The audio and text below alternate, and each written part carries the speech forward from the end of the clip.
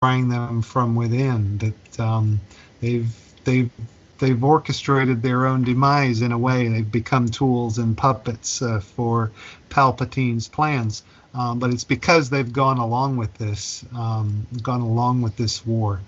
So yeah, it gives us it explores so much that so much fundamental stuff that was just kind of left on on the cutting room floor with the movies. So yeah, it's Star Wars mythology is kind of this is essential for it now. Definitely. I agree with both of you. You both brought up some great points there. It is. Clone Wars is very essential to the saga. It bridges the gap between the movies, between episode 2 and episode 3.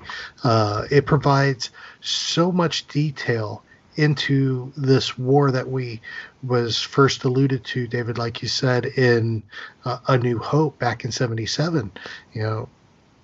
We got to see the cunning warrior that was Luke Skywalker's father in so much more detail.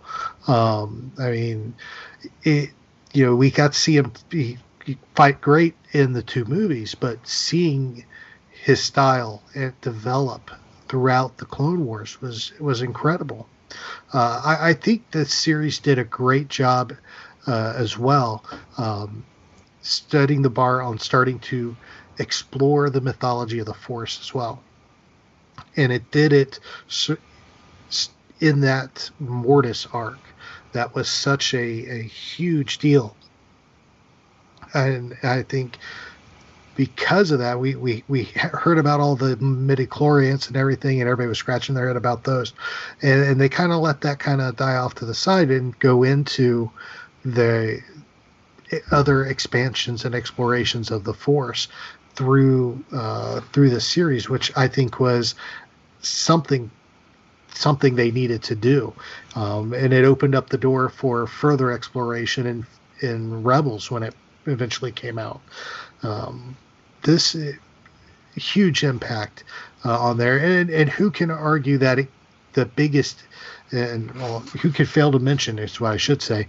The biggest impact that this series had on the saga is introducing probably one of the biggest characters in the saga right now, in Ahsoka Tano.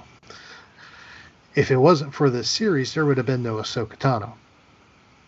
And to see how that character was fleshed out from the movie, where you've heard it said 100 times, when the movie was first released, nobody liked her, to becoming one of the most beloved characters in Star Wars. It is all a credit to her growth in the series. And to me, Ahsoka is probably the largest contribution to the saga that's going to have a longer lasting reach than some of the mythology they explored, because that character connected with so many people and became literally the face of the show for the longest time. I mean, Ashley Eckstein became the face. Her and James Arnold became the face of the Clone Wars, the face of Star Wars for the longest time, when that was the only thing out. I mean, they were at every convention. They were at every Star Wars weekends. They were everywhere. They literally was, I will even go as far as saying they were literally the face of Lucasfilm for the longest time. That's the type of impact this show had. And I love it. I love the discussion so far. We got some great questions coming up too. They're going to be a lot of fun to discuss. Before we do though, we're going to take a quick break and we'll be right back. Welcome back, everybody. Aaron and David here with our special guest, author Adam Bray, and we are discussing Star Wars: The Clone Wars. Discussion continues. All 7 seasons, the movie, it's all up for grabs in our discussion. And let's get into the fun stuff. This is the fun part of our discussion. Let's talk about our favorite arcs. This series, when it was released, they came out, and honestly, it was the first show I watched that did these kind of, that I recall at least, that did these story arcs. They had 3 or 4 episodes chained together that told one story, and they were all these 3 or 4 episodes were all interconnected, and it was great. I loved it. But looking at the series, going all the way back to season 1 through season 7, Adam, what arcs stood out to you as some of your favorite arcs throughout from this series?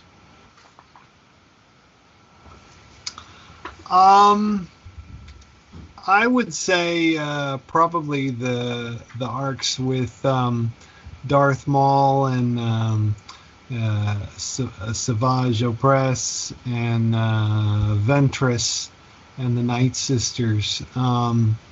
They were just just so exciting, and it with Darth Maul, of course, you're connecting back to the movies there, so you've got a villain that carried a lot of weight, more so than a lot of other characters did. And the Night Sisters were very interesting, and Ventress and her connection to them, because this was so different from anything else in Star Wars, and because it also, the Night Sisters connecting back to the Ewok adventures, which were one of my favorites as a kid, with the villain in the second movie. I forget her name, but she's kind of been retconned as a Night Sister. So yeah, those were some of my favorites. Anything with Cad Bane and Zero the Hutt. Hashtag Zero lives. Oh my God. Love it. David, how about you, my friend? Oh my gosh. The other thing I did last night after going through some of the Power of Myth by Joseph Campbell, as I got back into my Clone Wars episode guide by Jason Fry, and I started looking at all these arcs, and it's like, I like all of them. Not all of them, but I kind of, I think the Siege of Mandalore is a given, so I kind of feel like that's, I don't even need to list that, but I recall, and I've watched it many times now, is the landing at Point Rain arc. That's when, Obi-Wan and Anakin go back to Geonosis after, like Adam just said a minute ago, we see the beginning of the Clone Wars at the end of episode 2. I love that. I wanted that to go on for a long time. It was not long enough for me, but it was so neat to see this arc where they go back to Geonosis, and just when they're coming down in those gunships with clone troopers, just incredible. In the last segment, when you were asking about the mythology, Adam mentioned something, and I was going to jump in, but we went to a break. But Adam got me thinking about, the mythology there of, life after death. And as soon as he said that, and of course here I have listed in my show notes, our show notes, that Yoda arc from season 6, The Lost Missions, really explores, that issue with Qui-Gon in it and the Force priestesses and learning about life after death. So I'm so glad that Adam brought that up. That was one of my favorite arcs. Watching that, I was riveted, and that really expanded the mythology there. The first arc of The Lost Missions was where we really see Fives figure out, all the information about the chip that is implanted in the clones. And so that arc was incredible as well. Like Adam said, all the stuff with Maul was incredible. In fact, if you look at the end of season 5, I was looking at it here in the episode guide. The last 8 episodes, there's 4 episodes with Maul, ending with Maul being defeated by Sidious on Mandalore in a lightsaber battle. Savage is killed, Maul's defeated. And then you go from that immediately into that 4-episode arc where where Ahsoka is wrongly accused by the Jedi Council, and just incredible. I mean, an 8-episode, 2-arc process to end season 5, which was just magnificent. But there's a bunch of other ones, but I wanted to mention those, and kind of dovetails nicely with what you guys have been saying. Excellent. All great arcs, and like David said, for me, it's almost a given. The Siege of Mandalore, I loved that arc. But there are a couple others that I love too. The Mortis arc, which I mentioned earlier, to me was just such an incredible arc to see the father and the brother and the sister and the light and the dark. This basically this convergence of the Force. Beautiful arc. Then there was the arc where Ahsoka, that final arc of season 5, where Ahsoka basically walks away from the Order. That made a definite impact on me, because it refocused me on understanding how Anakin could make his turn. The Maul arc, like you mentioned, Adam, where he's pretty much taken over Mandalore and he kills Satine and all of that. Great arc. And honestly, it kind of threw me for a loop when I watched this interview last week or the week before with Dave Filoni and George Lucas that David Collins had done. But believe it or not, the droid arc was one of my favorites too. I didn't like it when it first came out, but it's grown on me since, because it's just a fun arc.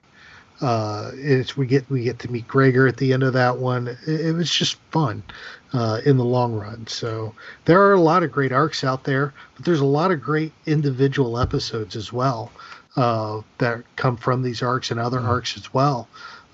David, start with you. Any favorite episodes? Not necessarily an full arc, but any individual episodes that just really stuck out to you that you love? Oh, definitely. Rookies was a big one. They're on the Rishi Moon, and we get introduced to some of our favorite clones, in that episode. Just really enjoyed that. And I think something that really stood out to me, and you guys I know remember this, is that we just don't have the B-1 battle droids or the big B-2s, the ones that we see at the end of the episode 2, but you see these commando droids, and those were just, man, they were kick butt. And I just remember the clones having to deal with them, and I thought that was so cool. Holocron heist, I don't know, this was the beginning of season 2, Cad Bane, and we'd seen some of the Jedi Temple from the movies, but this was so neat to see some of the inner workings of the Jedi Temple and how they broke into there. They had that shapeshifter as well. Seems like Ahsoka battles Jocasta Nu, but it's really not Jocasta Nu, it's the shapeshifter. That was really neat inside of the library there and stuff. But that was a really neat one. ARC troopers, they're there on Camino defending their home city, home planet. That was beyond cool. Shadow Warrior. I was just looking at this. Do you guys remember this? This was an episode. I'm looking at it here in the episode guide. Season 4, episode 4. Just stuck between the big water war at the beginning of season 4, and I'm looking at it right after Shadow Warrior is a mercy mission and nomad droids. But this was really neat because you see Dooku talking to Anakin about these evil plans. So just kind of a neat little episode there on Naboo. I just thought it was so neat. People can check that one out if they want. But that was a little one that was kind of like a snuck in there as just a single episode. And Adam mentioned this a bit ago, but as arcs. But I thought about Brother